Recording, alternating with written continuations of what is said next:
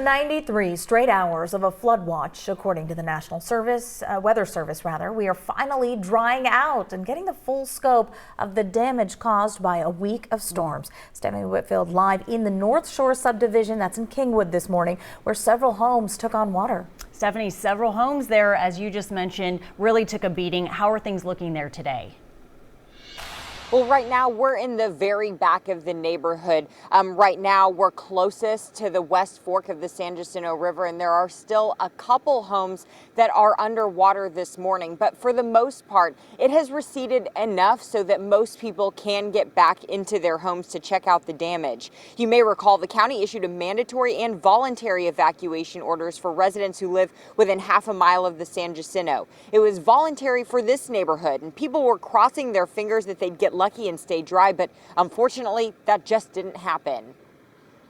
Normal stage, I'm 12 feet right on my slab, and it decided to come up 12 feet and 4.5 inches. Like his neighbors, Darren Smith started the cleanup process yesterday, throwing out destroyed furniture and appliances and ripping out drywall. Right now, he's staying at a nearby Airbnb until repairs are made. Coming up in the next half hour, I'll share some important reminders when it comes to the aftermath of floods and scams. Back to you. Stephanie Whitfield, thank you for that. And as Southeast Texas continues to dry out, it's time to start thinking about cleanup efforts. Our Ugochi Iloka joins us live from Channel View with the steps you need to take to start cleaning up. But first, Ugochi, what are you seeing out there? Yeah, right now I'm live off of Meadowbrook Drive where the road is still flooded. You can see here right behind me. This is also the area where this past weekend rescue teams pulled 10 people and their pets from flooded homes. Now this morning we know the Harris County Office of Emergency Management is helping with storm debris pickup. Right now they say you can make a request and email home flooding at harriscountytexas.gov.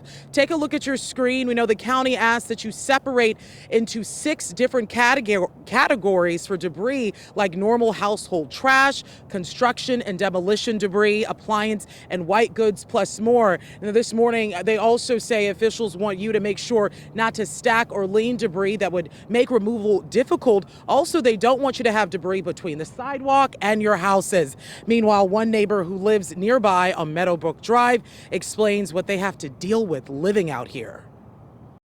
It's very scary. I'm threatened every time this water comes up. Like the dam at Conroe, they release water, and when they do, it floods this place out. A balancing act they got to take, and unfortunately, there's not as many people here as there is up there, so we're going to take it. Yeah, I can't imagine just how frustrating all of that is. So we know for those who want more details on storm debris pickup, we've got a lot more great information for you available on our website, KHU.com. Look out for that article. A lot of great stuff there to read. Reporting live in Channel View, Ugochi Iloka, KHU 11 News.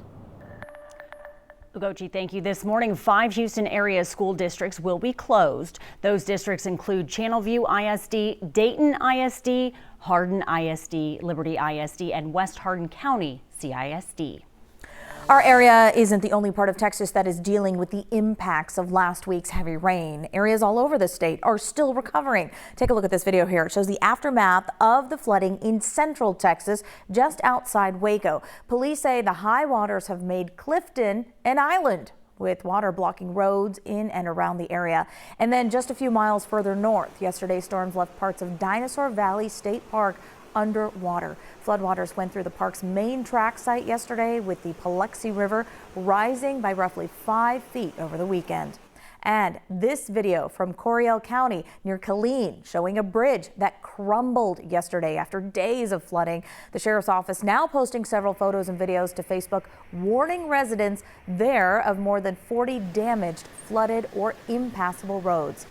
The Texas state government wants you to report any storm damage from last week's flooding to make sure relief money goes to those areas that need it. Just use the state's damage assessment report tool. It is called iStat.